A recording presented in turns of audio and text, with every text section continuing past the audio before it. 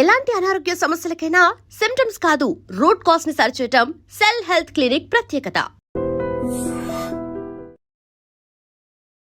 నమస్కారం, welcome to I dream health talks with Vijitha కార్యక్రమానికి స్వాగతం.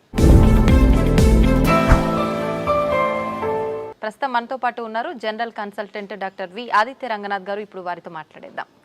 నమస్తే అండి. నమస్తే అండి. ఎలా ఉన్నారు? బాగున్నాను మ్యామ్, థ్యాంక్ యూ. అయితే షుగర్ చాలా పెద్ద సమస్యగా మారిపోతుంది. చిన్నపిల్లల నుంచి పెద్దవాళ్ళ వరకు చాలా మందిలో చూస్తున్నాం. ఆహార రీత్యా కొంతమందికి వస్తే, జెనెటిక్స్ పరంగా కొంతమందికి, ఏదేమైతేనేంటి అందరిలో ఈ సమస్య అయితే ఎక్కువగా. ఇంట్లో నలుగురు ఉంటే ఇద్దరికి ఈ సమస్య చూస్తూనే ఉన్నాం. ఒకవేళ షుగర్ని రివర్స్ చేయాలి అంటే గనక అవకాశం ఉందంటారా? ఉంటే గనక ఆ టిప్స్ ఏంటో తెలియజేయండి. సో ఇప్పుడు డయాబెటీస్ వచ్చింది, లేకపోతే బీపీ వచ్చింది, థైరాయిడ్ వచ్చింది, లేకపోతే వాట్ ఎవర్, ఇదివరకు మనం విన్నది ఏంటి అని అంటే ఒక్కసారి వస్తే లైఫ్ లాంగ్ అది తగ్గడానికి ఆస్కారం లేదు. సో మనం ఏం చేయొచ్చు, కంట్రోల్లో పెట్టుకోవాలి. సో డ్రగ్స్, అదే మన మెడిసిన్ తీసుకుంటాము రెగ్యులర్గా, ఆపకుండా తీసుకుంటే కంట్రోల్లో ఉంటుంది కాబట్టి భయపడాల్సిన అవసరం లేదని చెప్తారు. అయిపోయింది, అది అక్కడతో అయిపోయింది. బట్ ఇప్పుడు రీసెంట్ అంటే చాలా ఇయర్స్ నుంచి మనకి తెలిసిందే ఏంటి అని అంటే వీటన్నిటిని కూడా మనం రివర్స్ బ్యాక్ చేసుకోవచ్చు. కాకపోతే ఆ పద్ధతి తెలియక, చాలా మంది అవేర్నెస్ లేక ఇంకా అదే భయంతో ఇప్పటికీ ఉన్నారు. అంటే ఒక్కసారి వస్తే తగ్గదు, మనం ఖచ్చితంగా టాబ్లెట్స్ మీద బ్రతకాలి లైఫ్ లాంగ్. సగం ఆ థాటే ఇంకా అనారోగ్యం తీసుకొస్తుంది అనమాట. సో అసలైన నిజం ఏంటి అని అంటే డయాబెటీస్ని కూడా మనం రివర్స్ చేసుకోవచ్చు ఖచ్చితంగా. అంటే నేను చెప్తుంది రివర్స్ అంటే పూర్తిగా డయాబెటీస్ అసలు లేకుండానే మనం ఫర్దర్గా మనం జీవించవచ్చు, మన లైఫ్ లీడ్ చేయొచ్చు. అవకాశం ఖచ్చితంగా ఉంది. అంటే ఆరోగ్య సూత్రాలు పాటించడం వల్ల ఏంటండి మరి అవి? సో మెయిన్గా ఇప్పుడు డయాబెటీస్ రావడానికి కారణం ఒకటి ఇన్సులిన్ రెసిస్టెన్స్. సరే, ఇన్సులిన్ రెసిస్టెన్స్ అంటే ఏం లేదండి, ఇప్పుడు మనం ఎక్కువసార్లు తీసుకుంటాం, డే మొత్తంలో ఎక్కువసార్లు తినడం, లేదా ఏదైనా మధ్యలో గ్యాప్స్లో మళ్ళీ ఇప్పుడు లంచ్, డిన్నర్, పొద్దున్న బ్రేక్ఫాస్ట్కి మధ్యలో మళ్ళీ ఏదైనా టీ, ఏదో కాఫీ అలవాటు ఉంటుంది, లేదంటే ఇంకేదైనా స్నాక్స్ తింటాం. ఇలాంటి అలవాటు ఎక్కువ అయిపోయి ఏంటి అని అంటే మనం ఏది తిన్నా ఏది తాగినా, అంటే వాటర్ తప్పిస్తే మిగిలిన ఏం తీసుకున్నా మన బాడీలో ఇన్సులిన్ ప్రొడక్షన్ జరుగుతుంది. సో టైప్ 2 డయాబెటీస్ అంటాం ఏంటి, ఇన్సులిన్ ప్రొడక్షన్ ఉంటుంది మన బాడీలో, జనరేట్ అవుతుంది, కానీ ఆ కణాలు సరిగ్గా ఇన్సులిన్ని యూజ్ చేసుకోలేకపోతున్నాయి. దాన్ని టైప్ 2 డయాబెటీస్ కింద పరిగణిస్తున్నారు. ఒకవేళ ఇన్సులిన్ ప్రొడక్షనే లేదు బాడీలో, మన ప్యాంక్రియాస్ సరిగ్గా పనిచేయట్లేదు, అందులో ఐలెట్స్ ఆఫ్ లాంగర్హాన్స్ అని ఒక కణాలు ఉంటాయి, దాని నుంచే మనకి ఇన్సులిన్ వస్తుంది. సో ఇన్సులిన్ సరిగ్గా ప్రొడక్షన్ లేదు అని అంటే అది టైప్ 1 కింద మనం పరిగణిస్తున్నాం. చిన్నపిల్లల్లో కూడా టైప్ 1 అది చూడొచ్చు. సో ఇప్పుడు ఇన్సులిన్ ప్రొడక్షన్ జరిగి మనం తిన్న ప్రతిసారి మన గ్లూకోజ్ లెవెల్స్ ఏదైతే ఉందో అది మేనేజ్ చేయడానికి ఇన్సులిన్ ప్రొడక్షన్ జరిగి, అంటే స్పైక్ అయ్యి అది కంట్రోల్ తీసుకొచ్చి మళ్ళీ అది ఇన్సులిన్ తగ్గి, ఆ స్పైక్ తగ్గి మళ్ళీ మనం తింటున్నాం, మళ్ళీ పెరుగుతుంది కదా. ఇలా అస్తమానం పెరిగి తగ్గడం వల్ల మన బాడీ అలవాటు పడిపోతుంది ఆ ఇన్సులిన్, సెట్ అయిన ఇన్సులిన్ లెవెల్కి. సో ఇన్సులిన్ రెసిస్టెన్స్ వచ్చేస్తే ఏమవుద్ది, ఇదే గ్లూకోజ్ని, అంటే రోజువారీ తినే సేమ్ అదే మోతాదు ఒక గ్లూకోజ్ని మనకి ఇప్పుడు మెటబలైజ్ చేయాలి అని అంటే ఇన్సులిన్ ఈ మోతాదుకి మించి ఇంకా ఎక్స్ట్రా ప్రొడక్షన్ జరగాల్సి వస్తుంటుంది అనమాట. అంటే ఈ లెవెల్కి అది కంట్రోల్కి రావట్లేదు, దాన్నే ఇన్సులిన్ రెసిస్టెన్స్ అంటున్నాం. సో మనం చేయాల్సిన పని ఏంటి అంటే ఇన్సులిన్ రెసిస్టెంట్ తగ్గించి ఇన్సులిన్ సెన్సిటివిటీని మనం పెంచుకోవాలి ఒకటి. తర్వాత ఆహారంలో చిన్న మార్పులే, అంటే ఇప్పుడు డయాబెటీస్ మనం ఇది చేయాలి అని అంటే సరే ఏముంది రైస్ మానేయండి అని చెప్తారు, అంతే కదా, మాకు చాలా ఇబ్బంది, మేము చేయలేము అని అంటారు. అలా ఏం కాదు, కొన్ని పద్ధతులు ఉన్నాయి, నేను చెప్తాను ఇప్పుడు ఖచ్చితంగా. అది పాటిస్తే ఏకంగా డయాబెటీస్ చక్కగా కంట్రోలే కాకుండా రాబోయే రోజులు, అంటే మీకు ఫస్ట్ 3 months 4 months కంట్రోల్ తెచ్చుకుంటారు. ఆ పైనుంచి మనకి టార్గెట్ ఏంటి అని అంటే మనం వాడుతున్న మెడిసిన్ నెమ్మదిగా డోస్ తగ్గించుకోగలగాలి. అంటే తగ్గించగలగాలి అంటే ఆటోమేటిక్గా మనకి లెవెల్స్ తగ్గితే యాజ్ ఏ మీ డాక్టర్ కానీ మేము కానీ తగ్గించగలుగుతాం కదా. తగ్గించిన తర్వాత దీన్ని పూర్తిగా రివర్స్ బ్యాక్ చేసుకొని నార్మల్ లైఫ్, అంటే ఆ ఫుడ్ని తీసుకుంటూ చక్కగా మనం ఎలాంటి ట్రీట్మెంట్, అంటే ఈ డ్రగ్స్ తీసుకోకుండా ఉండడం. మళ్ళీ అది తగ్గిపోయిన తర్వాత మళ్ళీ పంచదార తినేస్తాం, మైదా పిండి తినేస్తాం, గోధుమ పిండి తినేస్తాం, లేకపోతే ప్రాసెస్డ్ ఫుడ్ తినేస్తాం. అంటే అసలు అదే మెయిన్ ప్రాబ్లం. అంటే high saturated fats, high carbohydrates ఉండడం వల్లనే మనకు వస్తుంది. ఇది వరకు వాళ్ళకి, అంటే మన పెద్దలకి అప్పట్లో ఎందుకు రాలేదంటే వాళ్ళు ఇవేం తీసుకోలేదు కాబట్టి వాళ్ళకి రాలేదు. సో మనం అది ఫుడ్డే ఇది ఫుడ్డే కదా, ఏదో నార్మల్ లైఫ్, అంటే తగ్గిన తర్వాత మళ్ళీ తినేవచ్చు అన్న వాళ్ళకి ఇది ఆన్సర్ చెప్తున్నా. సో అది కాదు, నార్మల్గా మీరు రైస్ తీసుకోవచ్చు, రైస్ పూర్తిగా మానే అవసరం లేదు, కాకపోతే రైస్తో పాటు కొన్ని తీసుకోవాల్సి ఉన్నాయి. సో చూడండి, సింపుల్ టెక్నిక్, హై కార్బోహైడ్రేట్స్ తీసుకోకూడదు, హై కాంప్లెక్స్ కార్బోహైడ్రేట్స్ తీసుకోకూడదు, తర్వాత హై సాచురేటెడ్ ఫ్యాట్స్ తీసుకోకూడదు. సో ఇవి తప్పిస్తే మరి మిగిలిన ఆప్షన్ ఏంటి? కొంతమంది ఇక్కడ ఏం చేస్తారంటే కార్బోహైడ్రేట్స్ తీసుకోకూడదు అన్నారు కాబట్టి పూర్తిగా కార్బోహైడ్రేట్స్ని తగ్గించేస్తున్నారు. అంటే నో కార్బోహైడ్రేట్ ఫుడ్ అంటారు, అలా వెళ్ళిపోతున్నారు, కీటో డైట్స్ అని. అలా వద్దు. అలా అయితే ఏమవుతుందంటే మనకి ఇన్ని సంవత్సరాలు లేదా ఇన్ని జనరేషన్స్గా మనకి బాడీకి కార్బోహైడ్రేట్స్ అలవాటు, సో దాని డైజెషన్ అలవాటు. సో అక్కడి నుంచి మళ్ళీ అది బ్రేక్ డౌన్ అయ్యి గ్లూకోజ్ కింద మనకి కన్వర్ట్ అవుతుంది, మనకి శక్తిని ఇస్తుంది, బాగుంది. మీరు తినడం మానేస్తే ఒకటి మీకు కూడా బాడీకి అది కొత్తది ఏంటంటే కార్బోహైడ్రేట్స్ అసలు అది డైజెషన్ చేసే ఒక పద్ధతే మర్చిపోద్ది మన బాడీ. సో రేపు పొద్దున్న నార్మల్ సింపుల్గా కార్బోహైడ్రేట్స్ తీసుకున్నా దానికి చాలా కష్టపడాల్సి వస్తుంది. అండ్ ఈవెన్ ఒకవేళ జెనెటికల్గా నెక్స్ట్ జనరేషన్స్ పాస్ అయిన అయింది అనుకోండి, అది ఇంకా ఇబ్బందిగా. అంటే నార్మల్ అన్నమే మనం అరాయించుకోలేకపోవచ్చు, లేకపోతే నార్మల్ సమోసానే ఎంజాయ్ చేయలేకపోవచ్చు మనం. సో అట్లా. సో సరే, ఓకే, హై కార్బ్స్ అంటే తెలుసు, ఈ రైస్ నార్మల్గా తీసుకునేవే. ఈ రైసు తర్వాత ఈ మైదా గోధుమ పిండి ఇవన్నీ తినమని చెప్తుంటారు, అంటే రైస్ని తగ్గించి మైదా గోధుమ పిండి తినమని అంటారు కదా. సో అది కూడా రిఫైన్డ్ తీసుకుంటే, పంచదార లేకపోతే గోధుమ పిండి ఇవన్నీ రిఫైన్డ్ ఫ్లోర్ బయట కొని తెచ్చుకుంటే అది కూడా మళ్ళీ మనకు ప్రాబ్లమే. సో మనం మిల్లులో వెళ్ళి ఆడించుకుందాం, అంటే డైరెక్ట్గా వెళ్ళి మనం గోధుమలు అలాగా గోధుమలు, దానికి జొన్నలు యాడ్ చేయొచ్చు, రాగులు యాడ్ చేయొచ్చు, సోళ్ళు అంటాం కదా, సో అలా రాగి మాల్ట్లో తీసుకునే రాగులు అవన్నీ యాడ్ చేసి దాంతో మనం రొట్టిలానో లేకపోతే మిల్లెట్స్ ఏమైనా దానికి యాడ్ చేసి, కినోవా అని ఇప్పుడు వస్తుంది, సరే అంత అఫోర్డ్ చేయలేదు అన్న వాళ్ళకి పోనీ మనకి ఏమంటారు సామెలు, అరికిలు, గంటలు అలాంటివన్నీ తక్కువ రేట్కే వస్తుంటాయి కదా, అలాంటివి ఇంక్లూడ్ చేసుకోవచ్చు. పూర్తిగా రైస్ మానేమని నేను చెప్పట్లేదు, రైస్తో పాటు ఇది తీసుకోండి. సరే ఇదంతా కాదులేండి, ఓన్లీ రైస్ నాకు కర్రీ మాత్రం అలవాటు ఉంది, పోనీ ఇంకేదైనా సింపుల్గా చెప్పండి అని అంటే ఉంది ఒక పద్ధతి. మనకి ఇప్పుడు ఇన్సులిన్ రెసిస్టెన్స్ అని మాట్లాడుకున్నామే, HbA1c మీ అందరికీ తెలుసు, 3 నెలల యావరేజ్ తీస్తే మనకి ఎంత ఉంది అనే దాని మీద మన డయాబెటీస్ ఉందా లేదా, కంట్రోల్లో ఉందా లేదా అని తెలుస్తుంది.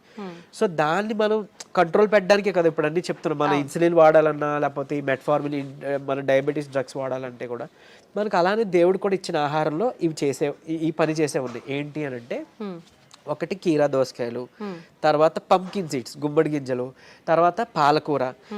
వీటిలో ఏంటంటే పాలకూరలో తర్వాత పంకిన్ సీడ్స్లో వైటమిన్ ఈ ఉంటుంది, అది మీ HbA1cని చక్కగా కంట్రోల్ తీసుకొస్తుంది. అండ్ ఇప్పుడు చెప్పిన ఆహార పదార్థాల్లో మీకు ఇన్సులిన్ రెసిస్టెన్స్ని తగ్గించి సెన్సిటివిటీని పెంచే ఉంటాయి. సో ఇప్పుడు సరే కొంత లిస్ట్ చెప్తాను చూడండి. మష్రూమ్స్ బాగా అదే మన ఉడకబెట్టిన గుడ్లు ఫుల్గా విత్ సొనతో పాటు తీసుకోవాలి, అది కొలెస్ట్రాల్ కాదు, మంచి కొలెస్ట్రాల్ తీసుకోండి. సో తర్వాత నెయ్యి, తర్వాత మన కీరా దోసకాయలు, తర్వాత ఓట్స్, గ్రీన్ పీస్ అదే మన పచ్చి బఠానీలు, తర్వాత రాజ్మా, కిడ్నీ బీన్స్ అంటాం రాజ్మా, అలానే మిగిలిన బీన్స్ కూడా చక్కగా మిగిలిన రకాల బీన్స్, చిక్కుళ్ళు బీన్స్ ఇట్లాంటివన్నీ తీసుకుంటే కనుక ఇవన్నీ కూడా మీ ఇన్సులిన్ రెసిస్టెన్స్ని తగ్గించినవే. సో మీ ఇష్టం, గుడ్లు పోనీ ఆమ్లెట్ రూపంలో తీసుకోండి, నిద్రకి పనికి వస్తుంది ఆమ్లెట్, ప్లస్ దీనికి కూడా హెల్ప్ అవుతుంది. సో ఈ ఫుడ్ని మీరు కంపల్సరీగా క్యాబేజీ, కాలీఫ్లవర్, సో బ్రాకోలీ కానీ ఇలాంటి ఇవన్నీ కూడా మీ ఫుడ్ డైలీ ఫుడ్లో ఏదో ఒక రూపంలో ఇంక్లూడ్ చేసుకోండి. ఏదో ఒక్క పదార్థమైనా అట్లీస్ట్ కర్రీ, మనం అది వదిలేసి మిగిలినవేవో తీసుకున్నామంటే మళ్ళీ కంట్రోల్కి రాదు. మీ అందరికీ తెలిసిందే, చాలామంది ఎక్కువ పాలకూర కూడా తినరు. సో అట్లా, లేదంటే మునగాకు ఉంది, సో మునగాకును కూడా మీరు పౌడర్ రూపంలో చేసుకోవచ్చు, ఎండబెట్టేసి చక్కగా పౌడర్ చేసుకొని ఒక చెంచా యాడ్ చేసుకోండి ఒక ముద్దకి, అన్నంతో పాటు రైస్తో తీసుకోవచ్చు, హాట్ వాటర్లో తీసుకోవచ్చు, మజ్జిగలో కలిపి తీసుకోవచ్చు. ఇది ఒక మనిషికి డైలీ లిమిట్ ఒక చెంచా. సో అట్లా అని ఇప్పుడు ఏం చేస్తారంటే కొంతమంది ఏదైనా రసం, చారు దాంట్లో కలిపేస్తారు, బట్ అది కలిపేస్తే అంటే ఇంట్లో 3 members 4 members ఉంటే అందులో ఎవరికి ఎంత వెళ్ళేది తెలియదు కదా. సో డైరెక్ట్గా మీరు కలుపుకోవడం బెటర్, ఏదర్ వాటర్లోనో మజ్జిగలోనో లేదా మీ అన్నం గిన్నెలోనో. ఇంకోటి అన్నము, ఇప్పుడు అలానే అదే అన్నము కూర తినే ముందుగా 1 కప్పు కీరా దోసకాయ తీసుకోండి, లేదా బీన్స్, మొలకలు తీసుకోండి చక్కగా, ఇవన్నీ మీకు హెల్ప్ అవుతుంది. లేదంటే మన దాలిమ్మ గింజలు 1 కప్ పెట్టుకోవచ్చు, పెట్టి ముందు అది తిని తర్వాత అన్నము కూర మనం తీసుకుందాం. అలానే అన్నం తినే ముందు, టిఫిన్ తినే ముందు, నైట్ డిన్నర్ చేసే ముందు ఏం చేయొచ్చు అనంటే కొంచెం పెప్పర్ అంటే మన మిరియాల పొడి 1 చిటికెడు తీసుకొని నిమ్మరసం యాడ్ చేసి కొంచెం గోరువెచ్చని నీటిలో ఒక కప్పు లేదా 1 గ్లాస్ గోరువెచ్చని నీటిలో కలిపి తాగేసేయండి. ఎందుకు అనంటే ఇప్పుడు ఈ పెప్పర్లో ఉండే పైపరిన్ అనేది మన ఏమంటారు యాక్టివ్ ఇంగ్రీడియంట్, మెడిసినల్ వాల్యూ ఉండే ఇంగ్రీడియంట్. ఇది మన లివర్లో, ప్యాంక్రియాస్లో అదే ఎక్కడి నుంచి అయితే ఇన్సులిన్ వస్తుందో అందులో అక్కడ డైజెషన్ ఎంజైమ్స్ని వాటిని కూడా మంచిగా ఇది ఏమంటారు మెటబాలైజ్ చేస్తుంది. కరెక్ట్గా మెటబాలిజం బాగా జరిగి ఎంజైమ్స్ అన్ని మంచిగా ఫంక్షన్ అయ్యేలా చేస్తుంది. సో తర్వాత ఇంకొకటి మోర్ ఓవర్ ఈ ఏవైతే కాంప్లెక్స్ కార్బోహైడ్రేట్స్ మన హై కార్బ్స్ అన్నాం కదా దాన్ని బాగా కరెక్ట్గా డైజెషన్ జరిగేలాగా మెటబాలైజ్ అయ్యేలాగా ఇది హెల్ప్ చేస్తుంది. అండ్ ఈవెన్ మన పోషకాలు ఏవైతే ఉన్నాయో ఆకుకూరలోనో లేకపోతే మనం తీసుకునే ఫుడ్లోనో అవి మనం వంట పట్టడం అంటాం కదా మన అబ్జార్ప్షన్ అవి అబ్జార్బ్ చేయడానికి ఈ పైపర్ ఈ పెప్పర్ మన మిరియాలు పొడి చాలా బాగా హెల్ప్ చేస్తుంది. సో ఈ రూపంలో తీసుకున్నారనుకోండి మీరు తిన్న తర్వాత పెరిగే షుగర్ లెవెల్స్ కంట్రోల్కి వస్తాయి. అండ్ ఈవెన్ మనకి లోపల ఫంక్షనింగ్ బాగా మెరుగుపడుతుంది. ఇకపోతే డయాబెటీస్ రివర్సల్ గురించి వద్దాం. సో నేను ఇప్పుడు చెప్పింది 3 to 4 months చేస్తే ఖచ్చితంగా మీ షుగర్ లెవెల్స్లో చాలా వరకు మీకు తగ్గడం మీరే గమనించుకుంటారు. మీరు ఇంత అద్భుతంగా పనిచేస్తుందా అని అంటారు. ఎందుకనంటే చాలా మందికి ఒకటి ఉండిపోయింది సైకలాజికల్గా, అంటే drugs like what ever medicine మాత్రమే మెడిసిన్, ఫుడ్ అంటే జస్ట్ ఆహారం మాత్రమే. అసలు కాదు. మీకు గుర్తుండుంటే ఎప్పుడైనా మీ నాన్నమ్మలు అమ్మమ్మలు మీకు ఎప్పుడైనా పొట్టనొప్పి వచ్చింది అని అంటే ఏదైనా వాము కొంచెం సాల్ట్ కలిపిస్తే వెంటనే తగ్గడం మనం గమనించుంటాం. లేదంటే మెంతులు మింగేసి తాగేయండి వాటర్ అంటే అవన్నీ ఎందుకు పనిచేస్తున్నాయి? ఇప్పుడు యాంటాసిడ్స్ ఏవో వెళ్ళి పరగడుపున మాత్రం మనం పైకి వెళ్ళి తెచ్చుకొని వేసుకుంటున్నాం. అవేం అవసరం లేకుండా వాళ్ళు బతికారు కదా. ఎలా బతికారు? ఇలానే ఇవన్నీ ఫుడ్డే మెడిసిన్. ఎగ్జాక్ట్లీ మనకి ఏదైనా అనారోగ్యం వస్తుంటే మెడికల్ షాప్ కి మనం బయటకు వెళ్ళవద్దు, మన కిచెన్ లోకి వెళ్ళాలన్నమాట. యాక్చువల్గా పోపుల డబ్బాలే మనకి డ్రగ్ ఇది అన్నట్లు, స్టోర్ అన్నట్టు. సో ఖచ్చితంగా ఇది వర్క్ అవుతుంది. అండ్ మోర్ ఓవర్ అంటే ఇప్పుడు మన బెర్రీస్ నుంచి ప్లాంట్స్ నుంచి ఎక్స్ట్రాక్ట్ చేసిన బెర్బరిన్ అనేది ఒక సప్లిమెంట్ ఉంటుంది ఆబ్వియస్లీ. సరే అది అందరూ వాడాల్సిన అవసరం లేదు కానీ ఒక బూస్టప్ కింద పనికి వస్తుంది. అంటే ఎలా అయితే మనకి డయాబెటీస్ని మనకి తగ్గించడానికి మెట్ఫార్మిన్ అనే ఒక మెడిసిన్ తీసుకుంటున్నామో సేమ్ ఇది కూడా అదే పని చేస్తుంది. కానీ బట్ మెట్ఫార్మిన్తో వచ్చే వైటమిన్ B12 డెఫిషియన్సీ ఇందులో లేదు, ఈ బెర్బరిన్లో లేదు. సరే ఓకే, అవైలబుల్ ఉన్న వాళ్ళు వాడుకుంటారు, అందరూ ఇది వాడాలని రూల్ లేదు. కానీ బట్ ఈ సింపుల్ టిప్స్ పాటించండి, ఇది ఒకటి. తర్వాత ఖచ్చితంగా ఒక 5 minutes వాకింగ్ ఉంటే చాలు. 5 minutes వాకింగ్ అంటే తిన్న తర్వాత ఒక 10 నిమిషాల 5 minutes వాకింగ్ చేస్తే చాలు. మీ ఆఫీస్ ఏరియా, మీ బెడ్రూమ్, మీ హాల్ ఎక్కడైనా ఆయాసం రావాలి, చెమటలు పట్టాలి, ఇట్లానే వాకింగ్ చేస్తేనే మనకి వర్కౌట్ అయినట్టు అని అస్సలు కాదు. బాడీ మూమెంట్ ఉండాలి. సో అది చేసుకుంటే చాలు, డయాబెటీస్ మనకి తగ్గుతుంది. రివర్స్కి చెప్పుకున్న ఇందాక ఇంగ్రీడియంట్స్ ఉన్నాయి కదా, పంకిన్ సీడ్స్ అవ్వచ్చు, మన HbA1c కంట్రోల్ చేసి ఇన్సులిన్ సెన్సిటివిటీ పెంచేవి, ఇవి మీరు చేసుకుంటే 3 to 4 months ఖచ్చితంగా రివర్స్ అయిపోతుంది. ఇప్పుడు చాలా మంది మనం చూస్తూ ఉంటామండి, జామకాయ ఆకులు, లేత చిగుర్లు అని చెప్పి, లేదు అంటే తిప్పతీగ అని చెప్పి, ఇలాంటి కొన్ని ఆకులతో వేణిల్లో వేసి మరిగించిన వాటర్ తాగుతుంటారు షుగర్ ఉన్న వాళ్ళు. ఇది వర్క్ అవుతుంది అంటారా? యాక్చువల్గా ఇప్పుడు జామ ఆకులు ఉన్నాయి కదా, లేత తీసుకొని ఒక 4 ఆకులు మనం వేడి నీటిలో వేసి మరిగించి కషాయంలా తీసుకొని ఉదయం సాయంత్రం లేదా ఒక పూట అట్లీస్ట్ పరగడుపునైనా కానీ తాగితే కనుక అమోఘంగా ఆ రోజే పెరిగిన షుగర్ లెవెల్స్ తగ్గిపోయాయి. సో నేను ప్రీవియస్ వీడియోలో జామాకులు కషాయం గురించి చెప్పినప్పుడు చాలా మంది ఫోన్ చేసి అంటే ట్రై చేసి చక్కగా ఫస్ట్ నమ్మారు, ట్రై చేసి ఒక 2 daysలో వాళ్ళు ఫోన్ చేసి సార్ అంటే మాకు 1 day 2 dayలోనే ఇంత బాగా పనిచేస్తుంది, కంటిన్యూ చేయొచ్చు అంటారా, ఎక్కువ కాలం అన్నారు. బేసిక్గా చేయొచ్చండి, చేసుకోండి అని చెప్పారు. సో ఈవెన్ అది వాళ్ళకి ఏంటంటే డయాబెటీస్ ఎక్కువ, షుగర్ లెవెల్స్ ఎక్కువ ఉండడం వల్ల కొంతమందికి నిస్సత్వ నీరసంగా ఉంటుంది కదా, దాన్ని కూడా ఇది మనకి జామాకులు బాగా హెల్ప్ అవుతుంది. జామకాయ తినొచ్చు, బొప్పాయి తినొచ్చు, అట్లనే జామాకులు కషాయం బాగా హెల్ప్ అవుతుంది, తీసుకోవచ్చు. తిప్పతీగ కూడా తీసుకోవచ్చు. బట్ తిప్పతీగ చాలా మంది తెలియక కోవిడ్ టైంలో అంటే ఇప్పుడు వైరస్ నుంచి బయటపడాలని తెలియక చాలా మంది ఓవర్ డోసెస్లో తీసుకుని విత్ ఇన్ 15 daysలో వాళ్ళ లివర్ మొత్తం డ్యామేజ్ అయ్యి ఎమర్జెన్సీ వార్డులో అడ్మిట్ అవ్వడం, చనిపోవడం జరిగింది.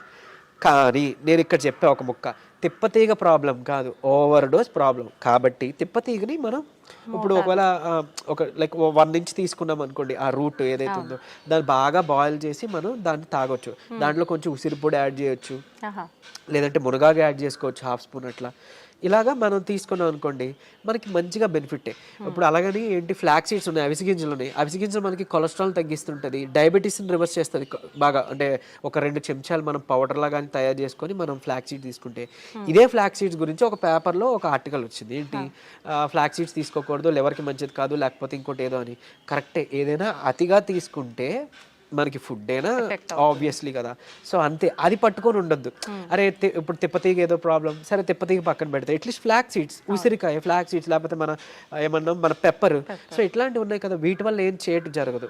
డ్యామ్ షూర్ మంచిదే. సో లిమిట్లో తీసుకోండి. ఇంకోటి ఫ్లాక్ సీడ్స్ గురించి ఇప్పుడు మాట్లాడుకున్నాం కాబట్టి చాలా మంది తెలియక దాన్ని పౌడర్ చేసి స్టోర్ చేసుకుంటున్నారు.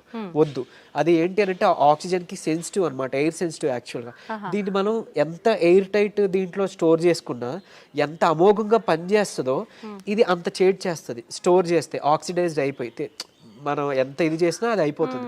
సో ఫ్రెష్గా తయారు చేసుకోండి. ఒక 2 చెంచాలు చిన్న మిక్సీ గిన్నెలో మాత్రం అవుతుంది, పెద్ద మిక్సీ గిన్నెలో అవ్వదు. సో చేసుకొని మీరు బటర్ మిల్క్లో మిక్స్ చేసుకోవచ్చు. కొలెస్ట్రాల్ తగ్గుతుంది, డయాబెటీస్ రివర్సల్కి హెల్ప్ అవుతుంది. అండ్ ఈవెన్ మనకి బయట బనానా ఫ్లోర్ అని దొరుకుతుంది, అరటి దీని నుంచి తీసిన పిండి. సో అది ఆన్లైన్లో వాటిలో అవైలబుల్, దాన్ని తెచ్చుకోండి. ఒక చెంచా చక్కగా బటర్ మిల్క్ దీంట్లో మిక్స్ చేసుకోండి. ఈ ఫ్లాక్ సీడ్స్ని మిక్సీలో పౌడర్ చేసుకోండి, పరగడుపునే తాగండి. మీకు డయాబెటీస్ని రివర్స్ చేయడానికి హెల్ప్ అవుతుంది. ఎందుకు అని అంటే రెసిస్టెన్స్ స్టార్చ్ అదన్నీ ఉంటేనే మనకి యూజువలీ చాలా ఇదనమాట.